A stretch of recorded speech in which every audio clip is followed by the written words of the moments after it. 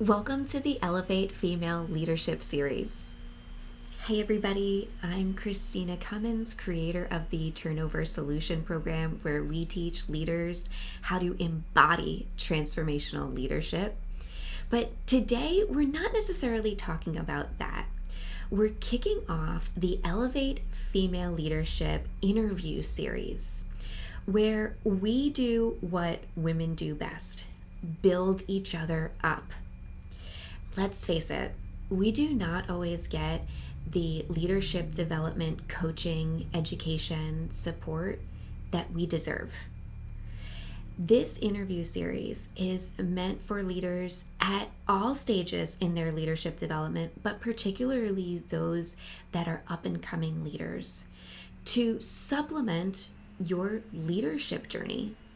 So pull up your office chair, get your cup of tea, and let's dive in. Hi, everyone. This is Christina from the Turnover Solution Program. And today I have the honor of being with Ellen Lyman from Inspired Leader Career Coaching. Hey, Ellen. Hi, Christina. Thank you so much for having me today. I'm really looking Thank forward to you. this conversation. Me too. Me too. Thanks for taking the time. So, we're talking about female leadership in general. And to kick off this huge topic, I'm going to start with one small, but it could be complicated question. Did you actively seek out your leadership position? No, I didn't. And just to give you a little context of where I'm at in my career, I've been working now in a corporate IT position for 27 years or so. And the first half of my career, I was not a formal leader. I was an individual contributor. And during that time, I had small children, and I actually went to work part-time for a little while. And I never thought of myself as someone that would be qualified for a leadership position. I just didn't have that confidence. And then I remember a conversation that I had with my brother, who is this. He and I tease each other, but he and I get along beautifully. He's a great support. And once, when we were younger, he said to me, "Ellen, the world is waiting for you to take a management position." And I never had considered it before then. So just having that support and that idea planted in my head was a really big encouragement for me. I've got to ask, little brother or older brother? He's an older brother, That and I sounds was like a sage advice from an older pesky brother. little sister.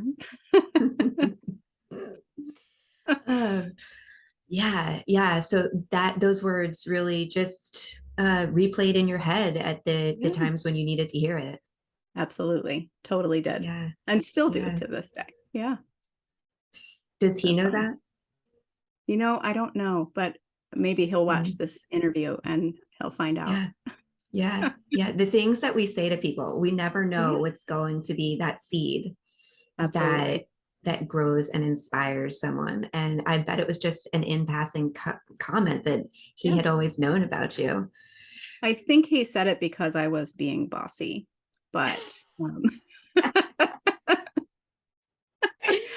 but Yes. it Okay. still resonated. Mm-hmm. Mm-hmm. Mhm. So along the way, did you have any kind of formal training on how to lead, how to become a leader? I did. I was really lucky to work in a corporate environment where leadership was really important to the company. And so, as a career path, they actually offered new leaders a program called Before You Lead. And uh, that really helped set me up for success in my first leadership role. It was a 6-month program. A lot of it was online and self paced. But they offered simple advice like how to give someone performance feedback when it's uncomfortable, and what does it take to do an appropriate performance review, and those kinds of things that are really uncomfortable for a lot of leaders, even who are seasoned, experienced leaders.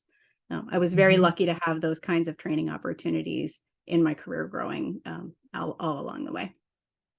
I was just going to ask if you had those trainings, right at the beginning of your transition to leadership and at that midpoint in your career when you're looking back. Hmm. I Yeah, did. you Yeah, I did. okay, Yeah. So, cool. and it was during the time when I was transitioning from the position of individual contributor to the position of leadership. So the program started 3 months before my leadership role started. And so that Oh, when I started perfect. as a leader, I had at least some of the basic uh, book knowledge of how to do it. Yeah. Yeah. So I'm just thinking about the timeline here for you. Hmm. Your kids were still rather young when you transitioned into a leadership role. Is that right? That is right. And in fact, right before I became a leader, I was a part-time employee. And one of the things that I realized is that I took a part-time schedule so that I could spend more time with the kids. And I don't regret that at all. What I ended up doing, though, was working more and more hours to keep up with my job. So I was being paid a part-time salary, but working a full-time schedule. So I Who went can back relate to full-time, that? right? So I talked to my boss and I said I'd like to come back full time. And of course, they were all for it. And it happened to be during that transition for me going back full time that a leadership position was available. And they would not have considered me for that role had I still been part time, which I Mm, think is a shame. But it did open a door for me to a leadership position back then. mm. Yeah. So, going back to that time in your life again, I'm just wondering if that really changed things in your home life, going from the part-time position that wasn't really part-time into the full-time leadership position. Did it turn everything on its head at home? Uh, Sometimes, but not as much as I worried that it would. I ended up, again, working a full time schedule. I had a lot of support at home. So the kids were still small, but I had a lot of flexibility sometimes to work at home. My husband was home with them, and we had a good daycare solution in place. And so, yeah, yes, there were weeks where it was a surge of work, and I ended up spending more time at the job than with the family. And then there were other weeks where I spent more time with the family than at the job, and it all balanced itself out. I don't like to think of work life balance as work life balance. I think of it as you have your life, and in your life, you work and you have a family. Um, because the balance piece makes you think that if you work more, then your family suffers.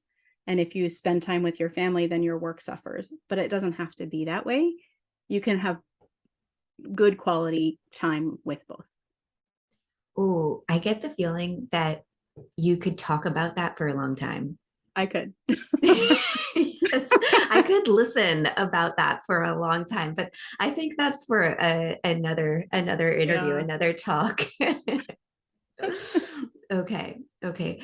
Um, so when you're looking back at your entire career and with a special lens on your leadership role, was there any transformative moments that just really molded you as a leader? There were. I think when I think back, there's both good moments that transform me and the tough times that transform me. And the one situation that I continue to remember is when I worked for a leader who had a very different style than I do. I lead with a very strong focus on emotional intelligence, and I care very deeply about how the employee is feeling at work.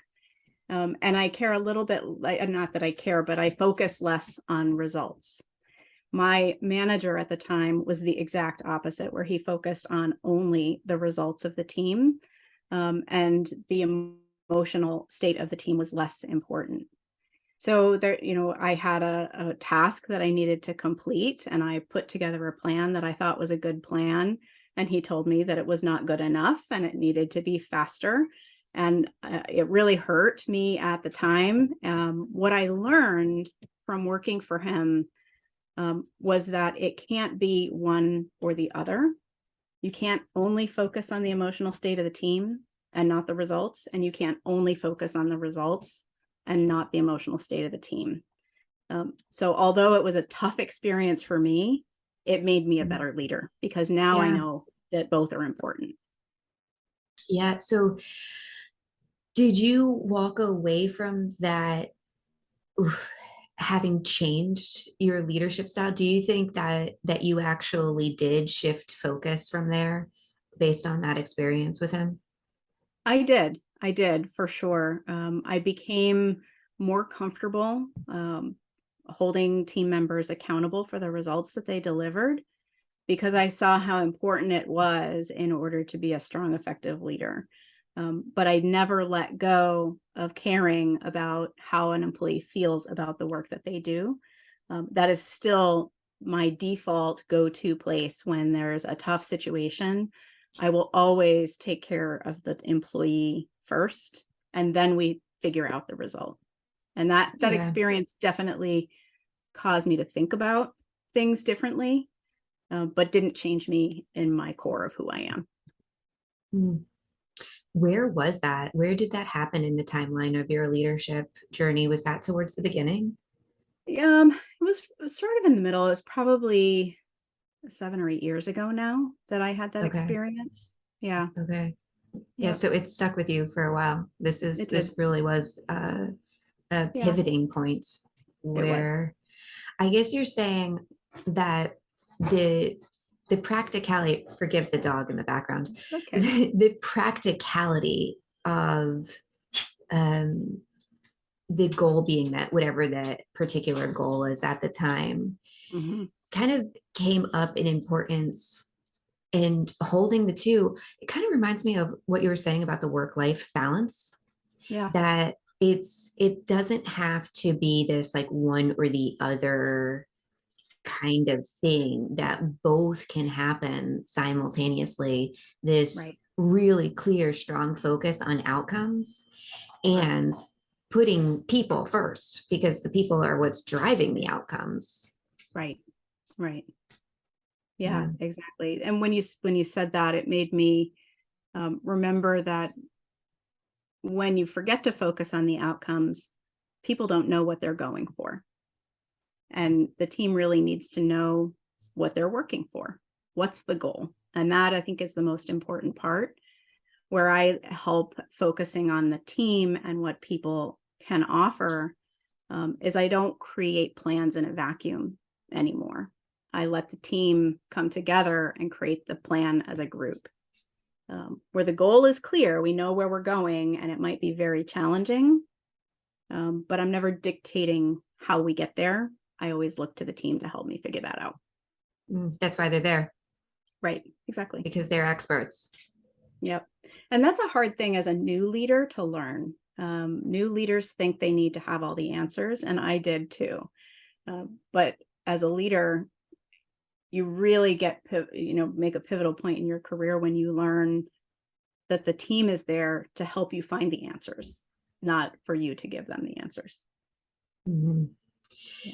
Yeah, I do think that's really particularly difficult for new, especially female leaders. Mm. Or I should, and I would imagine that it's leaders coming from a variety of diverse backgrounds, Right. um, feeling like that the experience of having the imposter syndrome kind of promotes the feeling that I have to present as highly competent. Yeah. And then we kind of like overcompensate a little bit, and that can lead to a variety of problems. I'm just thinking about people that I've worked with too, that it leads to people working 70, 80 hours a week because Yes. they've got to be the ones doing it, solving problems, and instead of leaning on the team. Absolutely. As an example, there's tons of Yeah. examples there I'm sure you could come up with too. Yeah. Yeah. Are there any other transformative moments that you want to share about? Hmm. So I think one of the things that I've learned, and there are a bunch of little challenges that became a transformative moment, but Whether you're an individual contributor at a company or a leader, um, there will always be barriers. And that's something that I've learned. There's always going to be a problem to solve or, something in the way of getting to your goal. And I think the thing that I learned partway through my leadership journey that helped me be a more effective leader the most was it's not getting past the barrier and solving the problem that is the key. It's how you approach responding to the problem that is the biggest key. If you get anxious and stressed out, then your experience as an employee and your team's experience working for you is going to be anxious and stressed out. But if you see the problem as a challenge that you can come together and solve, and you stay calm yourself, the team is going to feed off of that, and you're going to be able to get past that so much faster.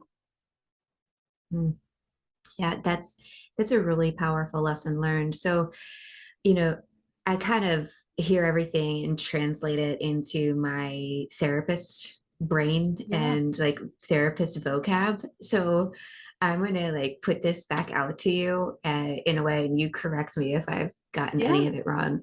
But when it comes down to it, regulating yourself in the face of stress is not only what's going to help you as the leader to get through this problem and maybe have more of an inquisitive perspective Right. or innovative kind of problem solving mindset. That regulation is going to then trickle down to your team, and that's why it's not only your burnout that you're saving, it's your team's burnout by this regulation. 100%. Yeah. So That's then my completely next question accurate. for you, how Yeah. do you regulate it, for me, for you? yeah. So I found myself a coach a couple of years ago when I was at the brink of burnout. And this coach taught me how to be aware of what you're thinking and the impact it has on the emotion that you're feeling. And that it's okay to feel any emotion and you don't have to respond or react to those emotions. You can just acknowledge that they're there and then figure out what they're trying to tell you. And just knowing that and having that awareness helped me to realize, yeah, okay, I'm going to feel stress at work and I get to decide what to do with it. And I can choose to shut down and hide and be stressed and worry that I'm going to fail, or I can choose to bring people around me and say, we have a stressful situation happening right now and I need your help. So that's how I do it. It's just about, it's a awareness that the emotion is there, but not letting I call it my lower brain. I know it has a real word, but the automatic thinking that comes up, not allowing that to take over how you behave. Yeah, I guess another way of saying this is that you're not letting that turn into shame. You're turning it right around and saying, this is the problem. And I have a team to lean on. And I'm going to go out to my community, my team, and say, look, this is what's happening. Let's come together as a unit. Absolutely. Yep. And Christina, sometimes shame does come up too. But what I do is I put it on like a backpack and I say, okay, shame, you're here, you're with me, and let's go figure this out together. Yeah. And I just let it be there and try to move forward. Yeah. Yeah. I got to tell you, I had an experience like that yesterday. Yeah. I had I made a mistake, Yeah. I messed up, and it's just acknowledging it, apologizing, Yeah. and trying to figure out where it went wrong, not to beat myself up, but to see if I can avoid it in the future, to make all efforts to avoid it in the future. Hmm. And then, you know, like you said, Right. Right. carry on. Yeah. Yeah. Yeah. Um, as we're coming up to the end of our time, and I know that you and I could talk for 6 hours, I think we could. but nobody's going to listen to that. So we're not going to go and record 6 hours of our chat. Um, I'm wondering if you have um, any words of wisdom or anything that you really feel like would support up and coming female leaders um, Mm. in their journey here. I think the number one thing I would say is never underestimate the value of your community. Find yourself a mentor, and not just one mentor, but if you need to learn how to give somebody feedback and someone's really good at giving feedback, ask them about how they do it. And find a different mentor if you need to learn more about how to manage financials in order to keep track of your results. Think about the best financial person you know and lean on them for that. You don't have to lean on just one person for help. Look to your community to see who's good at stuff and lean on everyone. I love it. Yeah. I love it. Yeah, don't let imposter syndrome stop you from asking questions and setting up meetings. Absolutely. Being really clear about wanting to learn more and asking to be taught more. Yeah. Yeah. Yeah, And that's a also beautiful thing. remembering that I think I recently heard a statistic. I don't have the science behind it, but 70% of the human population experiences imposter syndrome, where they don't believe they're qualified for the current task at hand. And in my opinion, if it's something 70% of us experience, that means it's totally normal and we're all in the same boat. And remembering that can help you ask for help too. Yeah. Yeah. Yeah. 70% of us are not failing. So Right. just because we have imposter syndrome and we feel like we're not ready, Exactly. obviously that doesn't match with the reality of if we are ready. Exactly. Right. Yeah. Yeah. Thank you so much for your time, Ellen. This was a delight speaking with you. Actually, how can someone contact you before I let you go? Yeah, thanks for asking. I have a website. It's called inspiredleader.me, inspiredleader.me. And you can have my contact information there, and I have a calendar. People can schedule a 30-minute session to just chat with me if they're interested. I do coach individual contributors primarily who are burnt out, maybe by leaders like the one I worked for that are tough to work for. Where I kind of help people figure out how to stop overworking, build their confidence, manage their time, and create better connections with the people that they work with. Wonderful. Wonderful. Thank you Yep. again, Ellen. Have a great day. My pleasure. Thank you, Christina. Bye.